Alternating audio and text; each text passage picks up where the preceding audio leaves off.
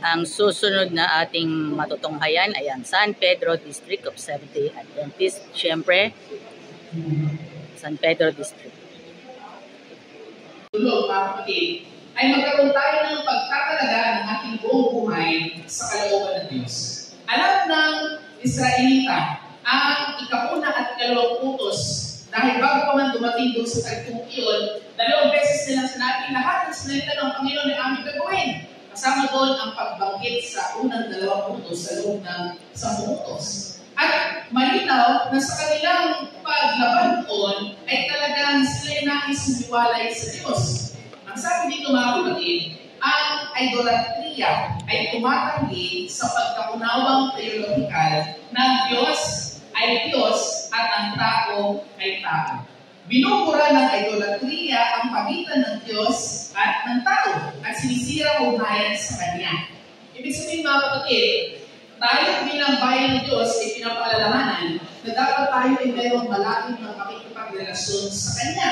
Nang sa gayon, tayo ay manatiling tapat sa ating Diyos sa pinaliliguan. Dumating sa punto mga kapatid na sa kanilang paghiwalay sa salita ng Diyos, sa kanilang pagsuway sa kanyang mga utos, dumating sa punto na hindi nila namalayan sa kanilang paglayo sa Diyos, sila na pala ay gumagawa ng tinatawag nating idolatria. Bilang mga leaders ng iglesia, bilang bayan ng Diyos, huwag nating kalimutan mga kapatid na ang pinakamainam na dapat gawin natin ay ang ating isuko, italaga ang ating buhay sa ayon sa kalooban ng Diyos. Matamat tayo pinapaalalahanan sa patuloy nating pagiging isang mananampalatayang Adventista. Walang ibang Diyos dapat sambahin. Ang ating devotion, ang ating katapatan sa Kanya ay dapat sa Kanya lamang.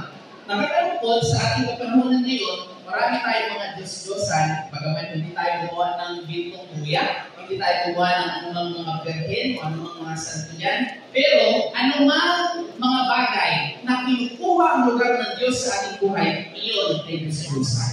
Matamang paalalahanan tayo dito mga kapatid na sa ating paglilingkod, huwag nawang maging Diyos-Diyosan ang mga bagay na hindi naman dapat. Pangatlong punto mga kapatid, bakit ng ating lesson, dahilan sa pagsamba sa Diyos-Diyosan at paggawa ng kasamahan, ito ang sumisira sa sarili ng tao. Yung kanilang pagtalikod sa pagkakaroon ng malalim na relasyon sa Panginoon sa pagsuway ng kanyang kalooban ay nagdudulot ng kasiraan. At ang pangatlong lesson na dapat nating pagtunan ng pansin ay yung paglayo sa idolatria at dapat tayong lumapit sa tunay na Diyos. Dumarating sa punto mga kapatid na dahilan nakakalimot tayo sa Diyos, nakakalimot natin panatilihin ang ating pakikipagrelasyon sa Kanya, hindi natin namamalayan, unti-unti tayong lumalayo. At dahil sa paglayo mga kapatid, sinisira natin ang ating sarili. Hindi lamang physically, hindi lamang mentally, financially, socially, lalo na ating spiritual na aspeto ng buhay mga kapatid. Matamang pinapaalalahanan tayo sa naging istorya doon sa ilang sa Sinai. Ang bayan ng Diyos ay lumayo. Dahil sa kanilang paglayo sa Diyos, sila ay nagkaroon ng pagkakasala ng idolatria at hindi nila namamalayan, unti-unti nilang sinisira ang kanilang sarili. Mga kapatid, tayo bilang mga leaders ng iglesia, tayo bilang bayan ng Diyos, matamang pinapaalalahanan na ang pinakatiyak na kalalagayan sa ating pananampalataya ay ang pananatili sa Diyos. Yung hindi paghiwalay sa Diyos. Ang idolatria ang sentro ng lahat ng paghihirap ng bayan ng Diyos. Mula dito ay nagmumula ang lahat ng ibang mga kasalanan. Mahalagang binibigyan pansin, kaya yun ang unang utos sa 10 utos para labanan ng idolatria. Pamilyar na ito kayo sa unang utos na kapatid, no? Ano nga po ang unang utos sa 10 utos? Huwag kang magkakaroon ng ibang Diyos sa iyo. Mahalaga na unawaan natin mga kapatid na ang Diyos ay nagnanais na magkaroon ng malapit na pakikipagrelasyon sa kanyang bayan.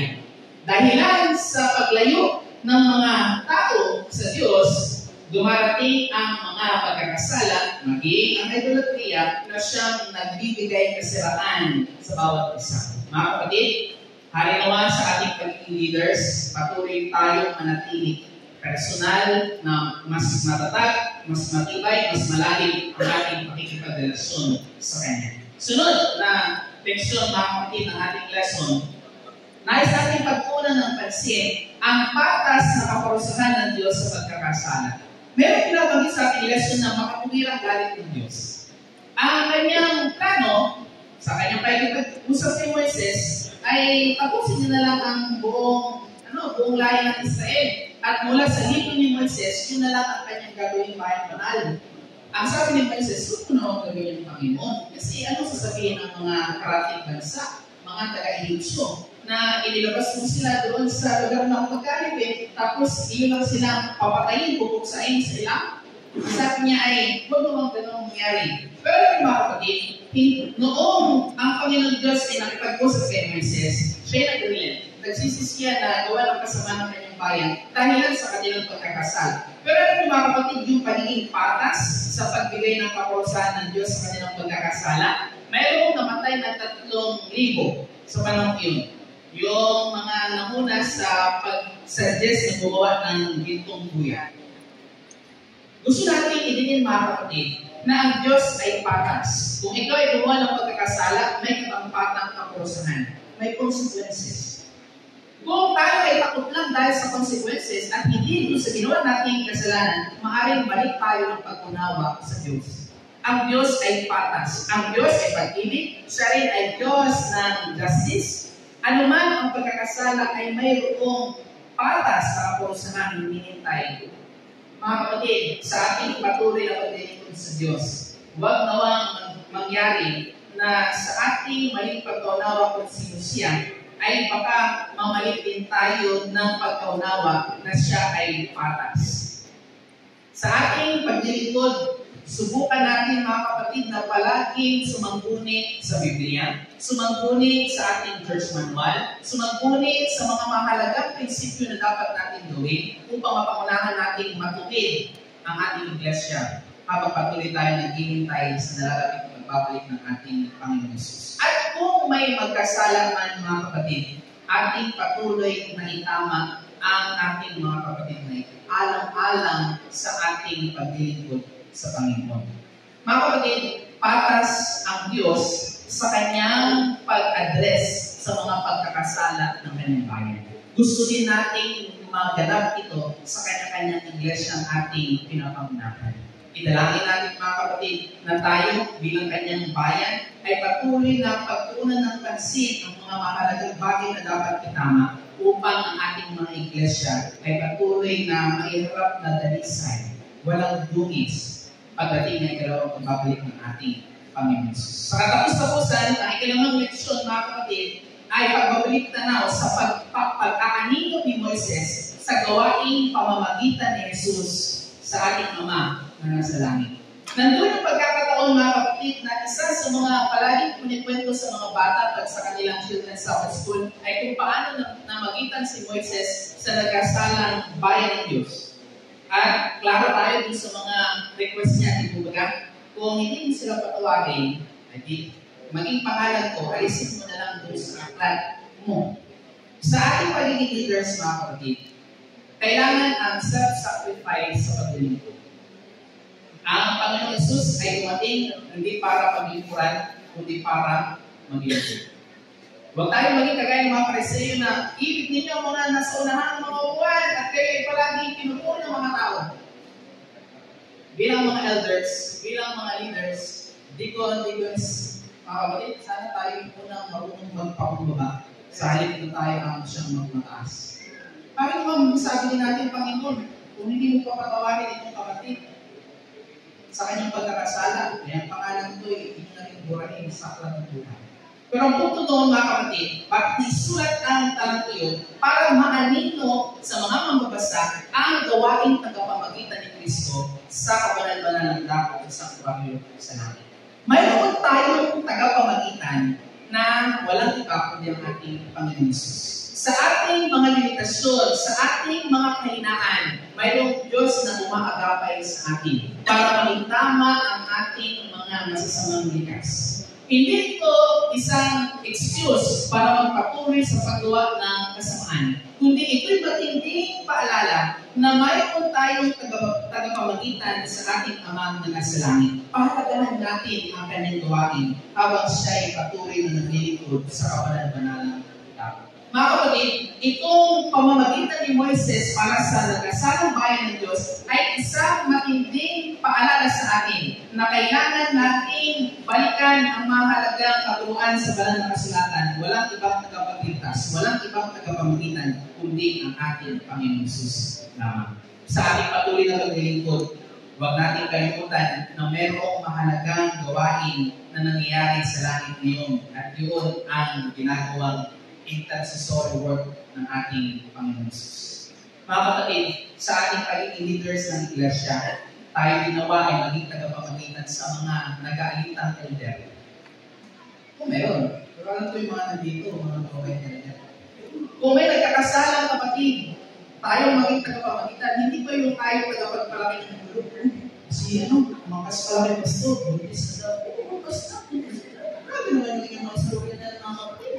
Dapat kung tayo ay mayroong isang mahalagang gawain paglilingkod, isa ay ang pagiging tagapamagitan, hindi tagapagpaalam pa ng isu sa loob ng iglesia. Ang ating Panginoon, ang ating tagapamagitan. At kung tayo kanyang bayan, dapat tayo maging tagapamagitan din sa kanyang mga bayan habang tayo ay nandito sa ibang ibabaw. Hari naman mga kapatid, ang elder ang hindi magiging sakit sa ulo ng pastor. Ang pastor ay hindi magiging kaaway ang elder.